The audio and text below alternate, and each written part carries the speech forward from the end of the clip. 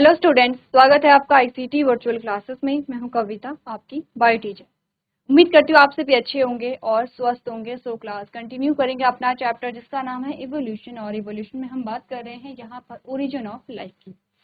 तो ध्यान से देखिए, अभी तक हमने जो चीजें डिस्कस की हैं, जिसमें हमने सबसे पहले बात की है यहाँ पर यूनिवर्स का फॉर्मेशन या अर्थ का फॉर्मेशन या फर्स्ट जो साइन है लाइफ का या फर्स्ट सेल का फॉर्मेशन कब यहाँ पर हुआ होगा। कुछ थ्योरीज हमने यहाँ पर पढ़ी हैं, जिसमें सबसे हमने यहाँ पे इससे पहले जो थ्योरीज हमने पढ़ी हैं, हमने कहा इसके पीछे कोई एक्सपेरिमेंट नहीं था, या हमने कहा कि कोई ऐसा फैक्ट नहीं था या लॉजिकल कोई ऐसी थ्योरी नहीं थी जिसे हम बहुत ज़्यादा डिटेल में समझे। जैसे कि हमने कहा कि थ्योरी ऑफ स्पेशल क्रिएशन में कहा गया कि भगवान ने एकदम से जो है वो जीवों का निर्माण किया है। ठीक है। थ्योरी ऑफ पैंसपर्मिया के बारे में बताया गया कि जो यहाँ पे लाइफ है वो किसी दूसरे प्लैनेट से आई है। ठीक है। इसके अलावा और जो थ्योरीज हमारे पास आई हैं, जिसमें कहा गया कि थ्योरी ऑफ स्पॉन्टेनियस जनरेशन, इसमें कहा गया कि यहाँ पर जो मिट्टी है, जो गीली मिट्टी में जैसे ही सूर्य की रोशनी पड़ी वैसे ही यहाँ पे जीवों का निर्माण हो गया है। लेकिन यहाँ पर जो लुईस पाश्चर थे, उन्होंने यहाँ पर जो थ्योरी ऑफ स्पॉन्टेनियस जनरेशन की थ्योरी थी उन्हें डिस्कार्ड किया और उन्होंने कहा कि लाइफ जो है वो क्या है, प्री एग्जिस्टिंग लाइफ से ही इवॉल्व हुई है। ठीक है। इसके अलावा उन्होंने एक यहाँ पे क्या दिया है, एक्सपेरिमेंट भी दिया है।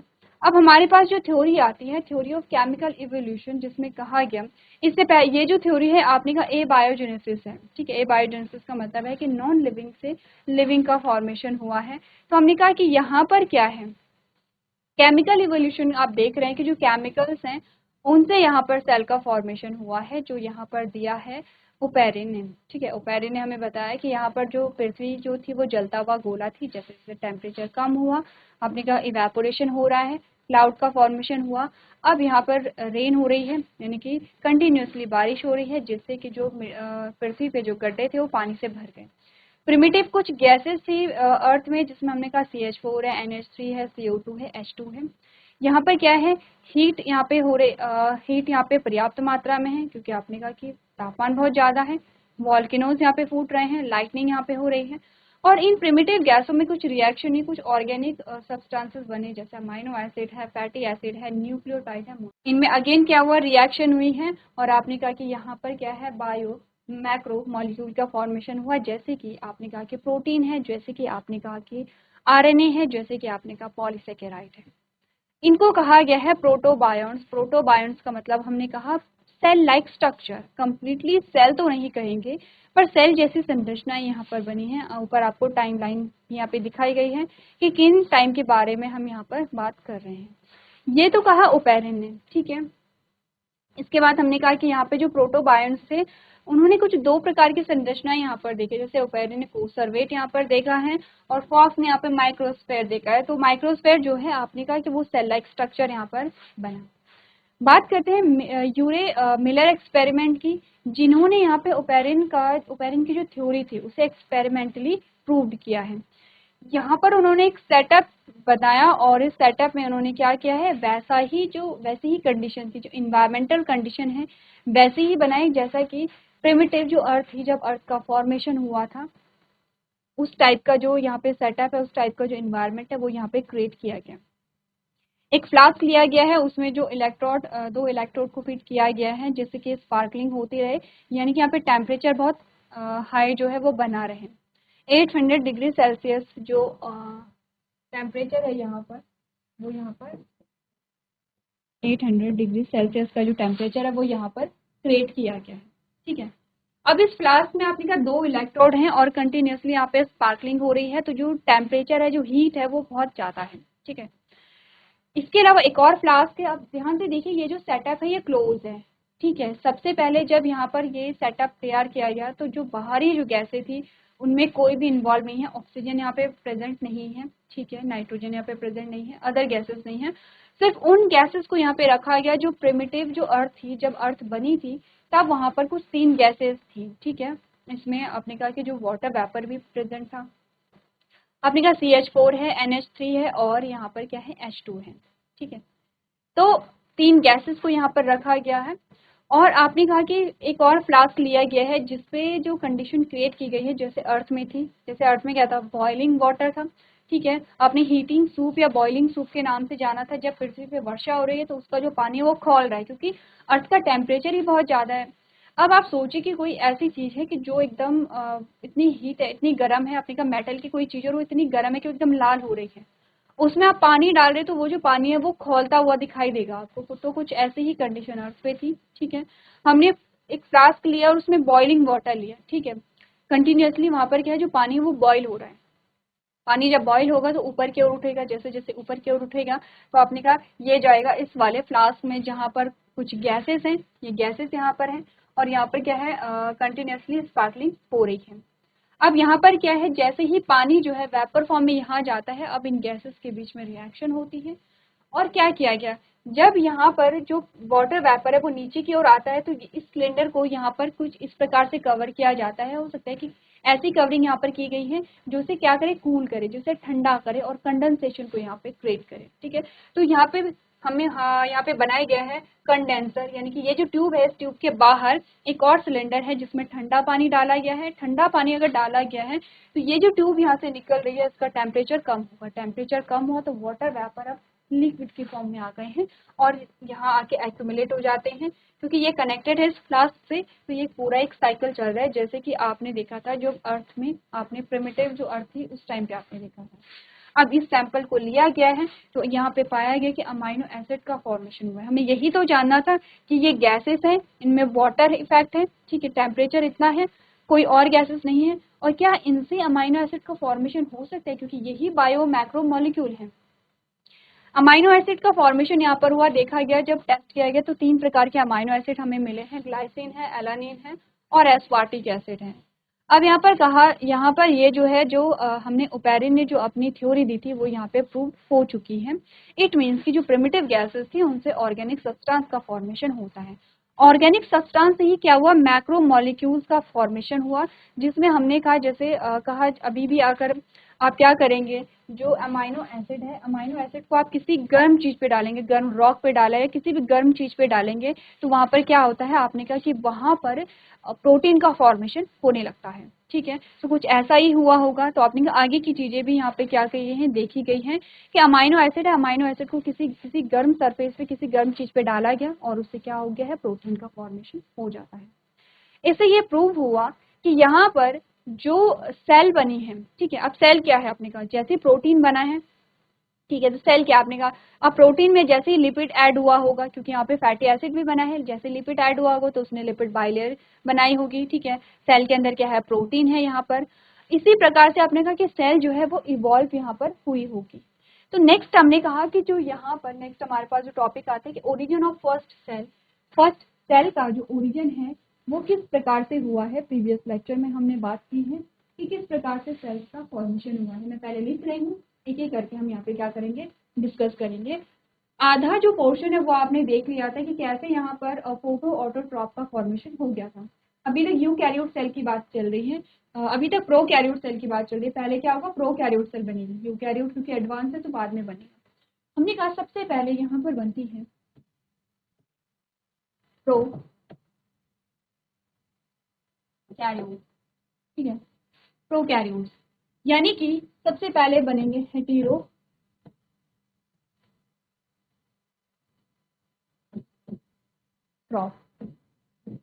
ठीक है।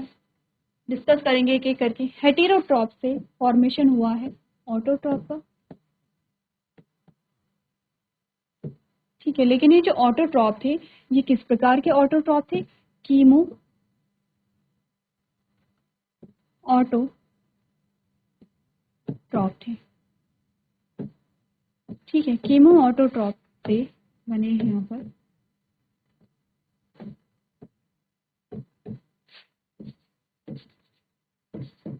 Photo autotroph. यहाँ पर ऑटोट्रॉप बने लेकिन इन्होंने क्या रिलीज नहीं किया है,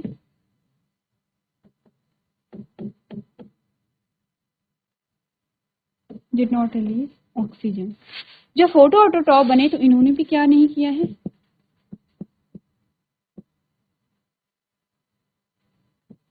ऑक्सीजन रिलीज नहीं की है। ठीक है। अब इनके बाद फोटो ऑटोट्रॉप के बाद बनते हैं ऑक्सीजन रिलीजिंग फोटो ऑटोट्रॉप। ठीक है, ऑक्सीजन का यूज यहाँ पे रेस्पिरेशन में होने लगा और अब हमारे पास बनते हैं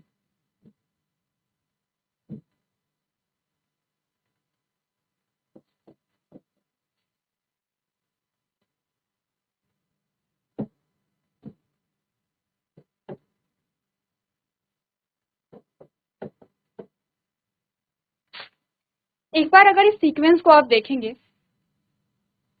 तो यहाँ पर हमने बात कर ली थी फोटो ऑटोट्रॉप यहाँ तक। ठीक है, हमने यहाँ तक का पोर्शन जो है वो कंप्लीट कर लिया था। 2 स्टेप हमारे पास और रह जाते हैं जिसमें हम जानेंगे कि यहाँ पर जो यूकैरियोट है उसका फॉर्मेशन कैसे हुआ। सबसे पहले इस लाइन डायग्राम को इसी प्रकार से बनाइए, एक एक स्टेप को यहाँ पर समझेंगे, पहले से आप नोट करिए। चलिए, तो यहाँ पर अब डिस्कस करते हैं। सबसे पहले हमने कहा प्रोकैरियोटिक सेल का फॉर्मेशन कैसे हुआ। आपने कहा सेल है, ठीक है। यहाँ पर क्योंकि जो फॉर्मेशन हुआ है, अगर हम यहाँ की बात करें, आपने कहा यहाँ पर क्या है, प्रोटीन का फॉर्मेशन हुआ है, ठीक है, पॉलीसेकेराइड्स, यानी कि आपने कहा ग्लूकोज बना होगा और भी सेकेराइड यहाँ पर बने होंगे। तो हम देख सकते हैं कि मोनोसेकेराइड है यहाँ पे, फैटी एसिड है यहाँ पे, या फिर आपने कहा प्रोटीन है यहाँ पे। इन शॉर्ट किसी भी सेल को या किसी भी जीव को यहाँ पर सर्वाइव करने के लिए क्या चाहिए, एनर्जी चाहिए, ऊर्जा चाहिए, और वो मिलती है ग्लूकोज से, क्योंकि ग्लूकोज यहाँ पे अवेलेबल था। ग्लूकोज जो है वो सराउंडिंग में अवेलेबल था। तो यहाँ पर सेल को ग्लूकोज के फॉर्मेशन की आवश्यकता नहीं पड़ी, क्योंकि अब यहाँ पे क्या है, जो रेडीमेड जो ग्लूकोज है वो अवेलेबल था। तो यहाँ पर इस प्रकार की सेल डेवलप हुई है जो हेटेरोट्रॉप है, क्योंकि आप जानते हैं कि हेटेरोट्रॉप अपने ग्लूकोज का फॉर्मेशन नहीं करता है, किसी दूसरे से ग्लूकोज लेकर। यहाँ पर हेटेरोट्रॉप जो सेल है वो बनी, जिसने क्या किया, ग्लूकोज को कंज्यूम करना स्टार्ट किया। अब जैसे जैसे क्या है, जो सेल का फॉर्मेशन है, वैसे वैसे सेल डिवाइड हुई है। सेल यहाँ पे क्या है, उनका जो नंबर है वो बड़ा होगा। अब यहाँ पे जो ग्लूकोज है या फिर जो ऑर्गेनिक मैटर है वो यहाँ पे खत्म हो रहा है या कम हो रहा है। तो यहाँ पे क्या है, कॉम्पिटेंस आ रहा है। अब ध्यान देखिए, ये चीजें इतनी जल्दी नहीं हो रही, क्योंकि हमने कहा था कि यहाँ पर जो टाइम पीरियड है, जितनी जल्दी हम चीजों को समझ रहे हैं, चीजें उतनी जल्दी नहीं होती हैं। आपने कहा कि यहाँ पर बहुत टाइम लगा होगा, ठीक है। ऐसा नहीं है कि आज यहाँ पे एक सेल बनी है, प्रोकैरियोट सेल या हेटेरोट्रॉप जो है, हेटेरोट्रॉपिक सेल बनी है, और उसके कुछ महीनों बाद ही यहाँ पे क्या है, आपने कहा ऑटोट्रॉप का फॉर्मेशन हो गया होगा। इतनी जल्दी यहाँ पे फॉर्मेशन नहीं होगा, टाइम यहाँ पर लगेगा। अब धीरे धीरे क्या है, जो ग्लूकोज है वो यहाँ पे खत्म होने लगा। जब ग्लूकोज खत्म होने लगा तो अब यहाँ पर और ऑप्शंस को देखना पड़ेगा। ऐसा ही होता है, आपने कहा यही होता है कि हम क्या है, अपने इन्वायरमेंट के अकॉर्डिंग खुद को अडेप्ट कर लेते हैं। और ये चीज हमें स्टार्टिंग से ही देखने को मिलती है कि पहले यहाँ पे क्या था।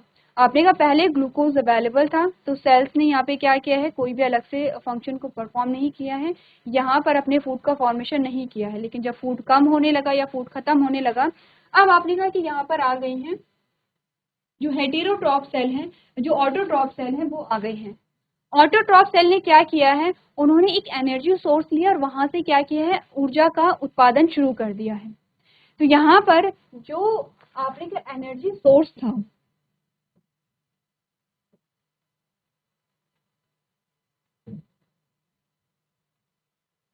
वो क्या है, यहाँ पे केमिकल है, रसायन है, ठीक है। एनर्जी सोर्स क्या है, यहाँ पे केमिकल है, ठीक है।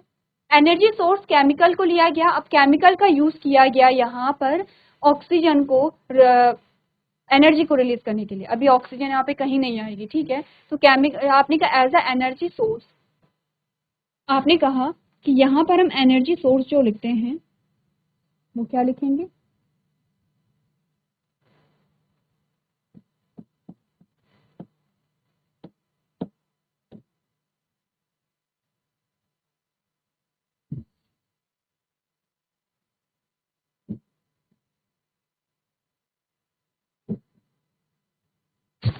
केमिकल्स, केमिकल्स हैं, ठीक है। क्लियर इतनी बात कि एनर्जी सोर्स क्या है, यहाँ पे केमिकल्स होंगे। अब यहाँ पर जो केमिकल्स हैं, अब धीरे धीरे क्या है, सेल्स का नंबर और ज्यादा बढ़ेगा क्योंकि अब सभी क्या कर रहे हैं, केमिकल्स का यूज कर रहे हैं। सेम वही होगा जो यहाँ पर हुआ है। जैसे यहाँ पे क्या है, हमने कहा जो ग्लूकोज है वो यहाँ पे क्या है, कम हुआ या खत्म हुआ है, ठीक है। वैसा ही हमने कहा कि यहाँ पर क्या है, जो एनर्जी सोर्स जो केमिकल्स थे वो भी यहाँ पे खत्म होने लगे हैं, ठीक है। जब यहाँ पर ये खत्म होने लगे, आपने देखा, ठीक है, जब यहाँ पर जो एनर्जी सोर्स जो केमिकल्स है वो खत्म होने लगे, अब यहाँ पर सेल्स को क्या करना था, कोई दूसरा एनर्जी सोर्स लेना था। तो अब यहाँ पर जो एनर्जी सोर्स आया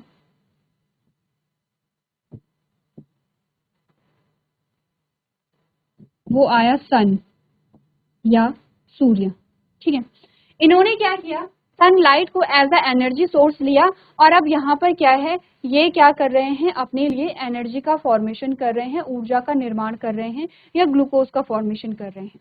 अभी तक क्योंकि ये एनर्जी सोर्स के रूप में क्या ले रहे थे, सन को ले रहे थे, लेकिन यहाँ पर क्या H+ आयन की भी रिक्वायरमेंट थी और H+ आयन के सोर्स के रूप में इन्होंने क्या किया है, फॉर एग्जांपल H2S मान लेते हैं, H2S का फॉर्मेशन, H2S को इन्होंने क्या किया है, H+ आयन के सोर्स के रूप में लिया है। तो हमने कहा क्योंकि यहाँ पर क्या होगा, क्योंकि यहाँ पे H2S को यहाँ पे H+ आयन के रूप में लिया गया है, तो ऑक्सीजन के बदले यहाँ पर रिलीज क्या होगी, आपने कहा सल्फर यहाँ पर रिलीज होगी, ठीक है। H2 जो है उसे यूज कर दिया जाएगा और यहाँ पे रिलीज क्या होगा, सल्फर रिलीज होगा। तो यहाँ पे भी आपने कहा कीमो ऑटोट्रॉप क्या करते हैं, डिड नॉट रिलीज ऑक्सीजन, ये भी ऑक्सीजन रिलीज नहीं करेंगे। और आपने कहा कि जो प्रिमिटिव फोटो ऑटोट्रॉप थे, जो कि क्या कर रहे थे, H+ आयन सोर्स के रूप में किसे यूज कर रहे थे, H2S को यूज कर रहे थे, ठीक है। ये क्या है, H+ आयन सोर्स, ठीक है, ये है। तो ये अभी भी क्या कर रहे हैं, H2S को अगर यूज कर रहे हैं तो आपने कहा कि स्प्लिट क्या होगा, H2 और S यहाँ पे स्प्लिट होगा, रिलीज क्या होगा, S होगा। तो आपने कहा डिड नॉट रिलीज ऑक्सीजन, ये अभी भी ऑक्सीजन को रिलीज नहीं करेंगे, ठीक है। अब क्या हुआ यहाँ पर, मे बी H2S की यहाँ पे कमी हो गई है। अब इन्होंने क्या किया यहाँ पर, क्योंकि अब पानी की अवेलेबिलिटी ज्यादा है, अब यहाँ पे पानी भी अवेलेबल है, अब पानी अवेलेबल है तो आपने कहा यहाँ पर क्या हुआ, इन्होंने H+ आयन के सोर्स के रूप में H2O को यहाँ पर यूज किया। जब H2O को यहाँ पर यूज किया गया, किसने, आपने कहा ये तो फोटोट्रॉप क्या कर रहे थे, H2S को यूज कर रहे थे। अब हमारे पास ऑक्सीजन रिलीजिंग फोटो ऑटोट्रॉप आए, ठीक है, जिन्होंने, ठीक है, H2O है।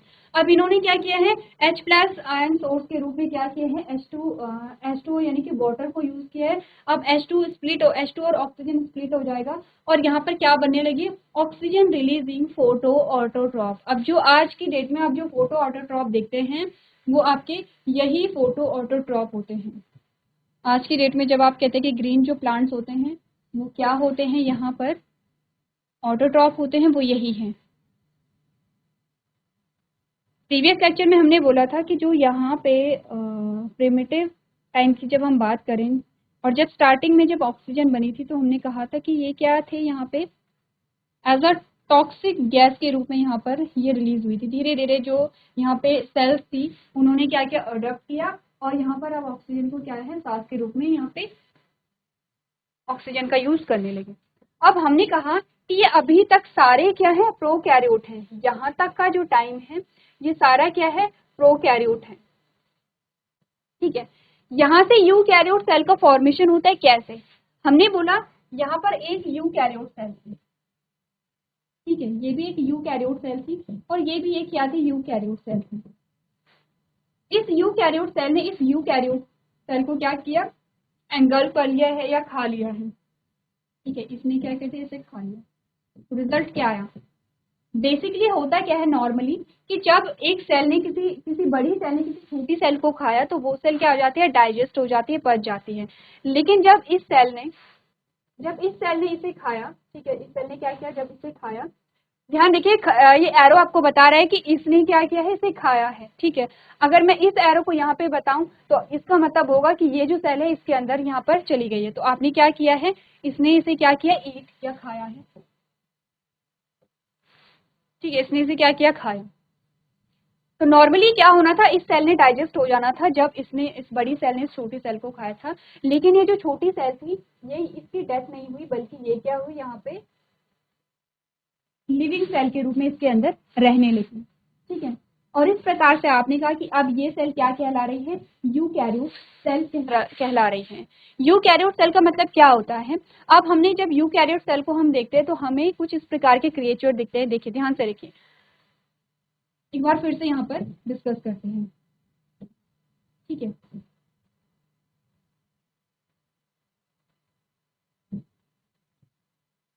हमने कहा दोनों क्या है, प्रोकैरियोट सेल है। इतनी बात तो आप समझते हैं कि दोनों प्रोकैरियोट सेल। प्रोकैरियोट में हमने कहा कि जो राइबोसोम होते हैं वो होते हैं 70S। तो हमने कहा कि दोनों में जो राइबोसोम है वो होंगे 70S, ठीक है। और यूकैरियोट में होते हैं 80S। अब हमने कहा कि ये जो यूकैरियोट सेल, ये यूकैरियोट सेल में क्या हो गई है, कन्वर्ट हो गई है। तो हमने कहा इसमें जो राइबोसोम है वो 80S थी, ठीक है, ये 80S हो गया है। लेकिन ये जो प्रोकैरियोट सेल इसके अंदर आई, इसमें अभी भी जो राइबोसोम है वो 70S है। तो हुआ क्या, अगर हम यहाँ पे किसी यूकैरियोट सेल को देखते हैं तो उसके अंदर आप देखते हैं माइटोकॉन्ड्रिया, देखते हैं माइटोकॉन्ड्रिया। तो ये जो सेल थी ये क्या थी, माइटोकॉन्ड्रिया सेल थी। माइटोकॉन्ड्रिया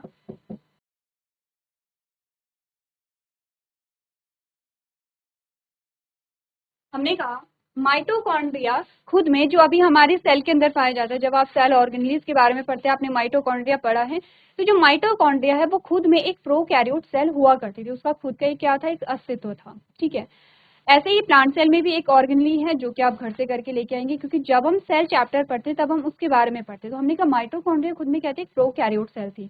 किसी एक सेल ने क्या किया, उस सेल को क्या कर दिया, खा लिया है या एंगल्फ कर लिया है। लेकिन वहां पे जो माइटोकॉन्ड्रिया थी उसकी डेथ नहीं होती, ये अभी भी क्या है, लिविंग फॉर्म में यहाँ पर इस सेल के अंदर है, ठीक है, जो कि आज की डेट में यूकैरियोट सेल का इंपॉर्टेंट पार्ट है। अब माइटोकॉन्ड्रिया जब इस सेल के अंदर चला गया तो इसने यहाँ पे क्या किया है, आपने कहा ये माइटोकॉन्ड्रिया हेल्प करने लगा रेस्पिरेशन में, ठीक है। एक तो चीज ये है, इस माइटोकॉन्ड्रिया के पास क्या है, अब आपने कहा ये सेपरेट सेल है तो इसके पास इसका अपना डीएनए भी होगा, ठीक है, अपना डीएनए भी होगा, और इसके पास अपना राइबोसोम भी है। तभी हमने कहा कि राइबोसोम में डिफरेंस है, क्योंकि दोनों अलग अलग सेल थी। आपने कहा इसके पास अपना डीएनए है, इसके पास अपना डीएनए है, इसके पास अपना राइबोसोम है, इसके पास अपना राइबोसोम है, ठीक है। अब यहाँ पे क्या हुआ, आपने कहा ये जो दोनों सेल हैं ये अलग अलग है, इतनी बात आप समझ रहे हैं, ठीक है। अब इस सेल ने क्या किया, इस सेल को क्या कर दिया है, एंगल्फ कर लिया है। धीरे धीरे आपने कहा न्यूक्लियर मेम्ब्रेन का फॉर्मेशन होने लगा, और जेनेटिक मटेरियल अब न्यूक्लियर मेम्ब्रेन के अंदर रहने लगा, तो न्यूक्लियस का फॉर्मेशन हो जाएगा, जो कि यूकैरियोटिक सेल का क्या है, आपने कहा फीचर है, ठीक है।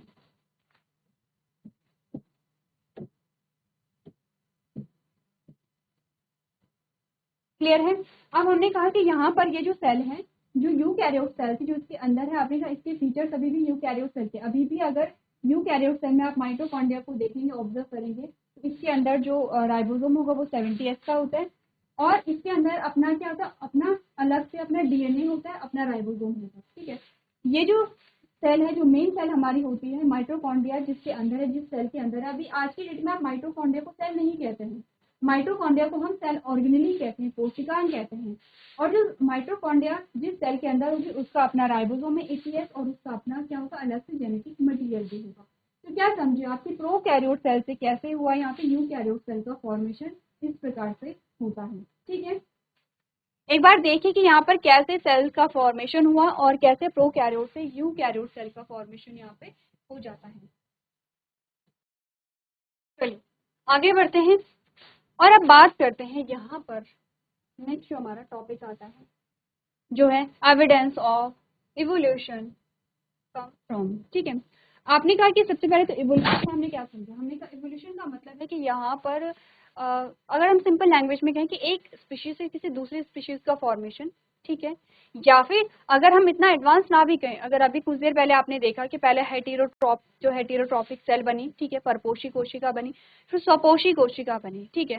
स्वपोषी में भी पहले कीमोऑटोट्रॉपिक सेल बनी, ठीक है, पहले कीमो ऑटोट्रॉप बने हैं, ठीक है, फिर क्या है, फोटो ऑटोट्रॉप बने हैं। इससे फिर आपने कहा कि ऑक्सीजन रिलीजिंग फोटो ऑटोट्रॉप बने हैं। फिर आपने कहा कि प्रोकैरियोट से फिर यूकैरियोट बने हैं। ये एक प्रकार का आप इवोल्यूशन ही देख रहे हैं। आपने कहा प्रोकैरियोट और यूकैरियोट में आप बचपन से डिफरेंसेस पढ़ते चले आ रहे हैं। आपने कहा प्रोकैरियोट सेल बहुत प्रिमिटिव होती है, बहुत सरल होती है, जो कि किंगडम मोनेरा में आपको देखने को मिलती है। अब किंगडम मोनेरा और किंगडम आपने कहा फंजाई, प्लांटी और एनिमेलिया की अगर आप बात करेंगे तो दोनों में इतना डिफरेंस है।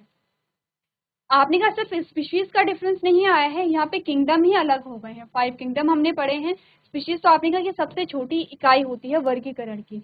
हमने कहा यहाँ पर सिर्फ स्पीशीज में चेंज नहीं आया है, यहाँ पर क्या है, इनमें किंगडम का वेरिएशन है, लेकिन इसका जो ओरिजिन है वो यहाँ से हुआ है, प्रोकैरियोट सेल से हुआ है।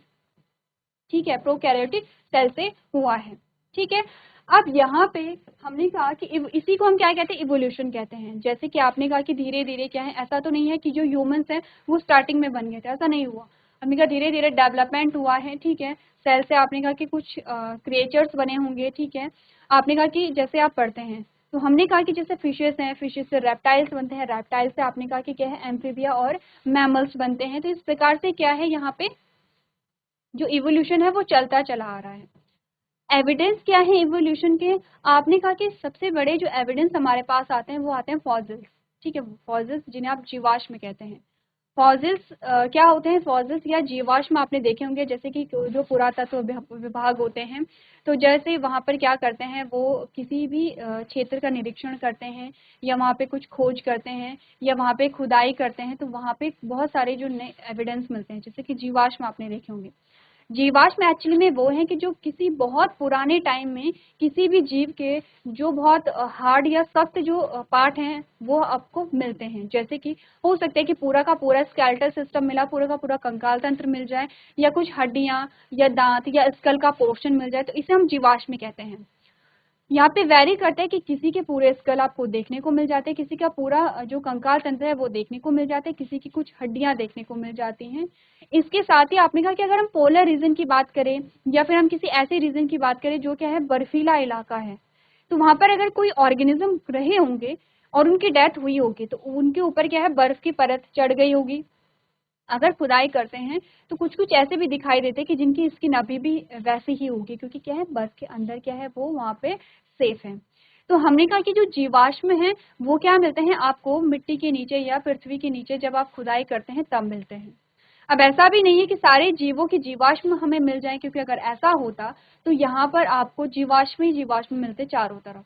इसके लिए जरूरी है कि जो माइक्रोबियल एक्टिविटी है उससे जो डेड बॉडी है वो दूर रहे। जैसे कि किसी भी ऑर्गेनिज्म, किसी भी जीव की क्या है, मृत्यु हुई है, उसके ऊपर एकदम से मिट्टी की लेयर चढ़ गई है और वहां पर कोई भी माइक्रोबियल एक्टिविटी नहीं हुई, कोई भी अपघटक वहां पे नहीं थे, क्योंकि हमने कहा है, जब हमने डीकम्पोजर्स की बात की है तो हमने कहा ये क्या करते हैं, जो डेड एंड डिकेइंग जो मैटर होते हैं, या हमने कहा कि जो क्या होता है, जो ऑर्गेनिक जो आपका क्या होता है, कचरा होता है, जैविक जो कचरा होता है, उस पे फीड करते हैं, उसका निम्नीकरण करते हैं और उसे मिट्टी में कन्वर्ट कर देते हैं। तो आपने कहा कि माइक्रोबियल एक्टिविटी के कांटेक्ट में ना हो, इससे क्या होगा कि जो यहाँ पे हार्ड पार्ट होते हैं, जैसे कि बोन है या टीथ है, ये जो पार्ट है ये वहाँ पे सेफ रहते हैं। तो देखा गया है, जैसे कि आज के डेट में हमने क्या, डायनासोर भी होते थे, तो हमें कैसे पता चला, हम में से क्या किसी ने डायनासोर को देखा था? नहीं, हम में से किसी ने डायनासोर को नहीं देखा था। लेकिन जब डायनासोर के क्या मिले, वहाँ पे फॉसिल्स मिले, जीवाश्म मिले, जब उनका पूरा कंकाल देखा गया तब पता चला कि कुछ इस प्रकार के जीव भी धरती पे थे जिनकी संरचना कुछ ऐसी थी।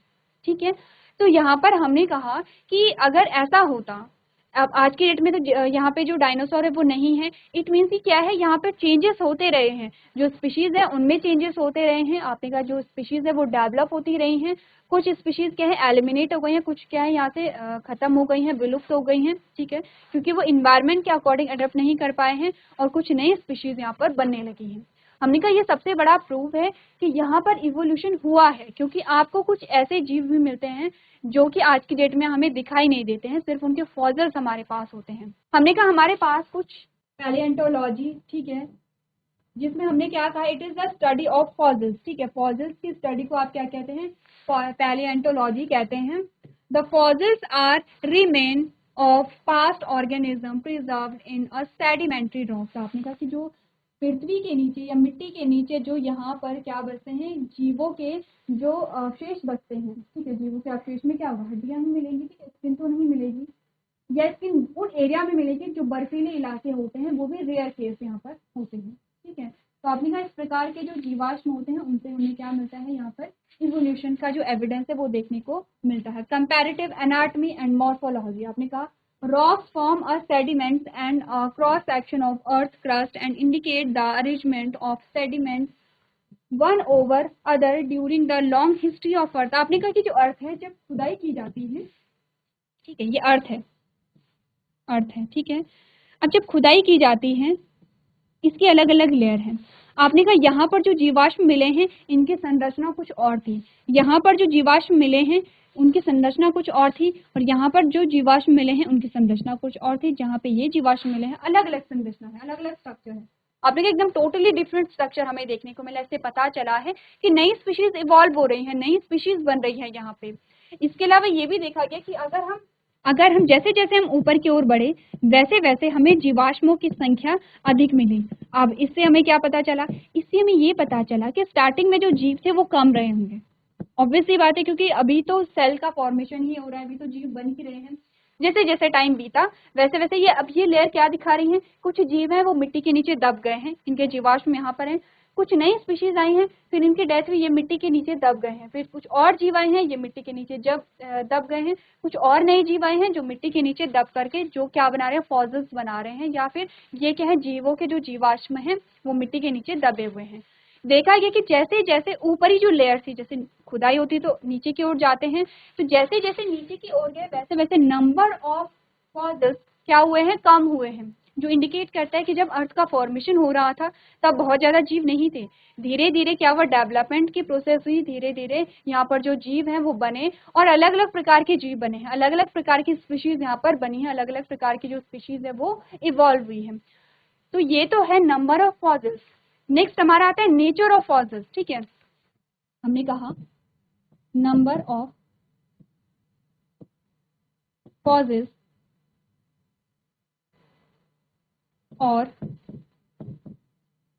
Nature of fossils. Nature of fossils में हमने क्या देखा कि अलग अलग स्ट्रक्चर पाया जा रहा है। हो सकता है कि यहाँ पे क्या है? डायनासोर है, हो सकता है कि यहाँ पे कुछ एम्फीबियंस है। तो हमने कहा अलग अलग जो स्ट्रक्चर है वो हमें देखने को मिला। फॉसिल्स एक जैसे हमें नहीं देखने को मिले हैं, अलग अलग प्रकार के जो फॉसिल्स इंडिकेट करते हैं कि यहाँ पर अलग अलग प्रकार के जीव आए होंगे। ठीक है, हमने कहा different age rock sediment contain fossils of a different life form who died during the formation of a particular sediment. ठीक है, तो ये हमारे पास कुछ एविडेंस आते हैं जिसके बारे में हम डिटेल में स्टडी करेंगे। यहाँ पर जो अर्थ है, अर्थ को अलग अलग जोन में डिवाइड किया गया है, किस जोन में कौन सी स्पीशीज रही होगी इसके बारे में यहाँ पे डिवाइड किया है। अभी आप जो एविडेंस है इवोल्यूशन के या इवोल्यूशनरी लाइफ के जो एविडेंस है उन्हें आप एक बार पढ़ करके अपनी कॉपी में नोट करेंगे। चलिए, तो आज हमने बात की है यहाँ पर इवोल्यूशन और उसके एविडेंस के बारे में। तो ये जो टॉपिक है हमारा कंटिन्यू रहेगा, जिसमें हम नेक्स्ट लेक्चर में आगे के जो टॉपिक हैं उसे यहाँ पे डिस्कस करेंगे। तो आज के सेशन में हम इतना ही करेंगे। अभी तक क्लास में बने रहने के लिए आपका धन्यवाद।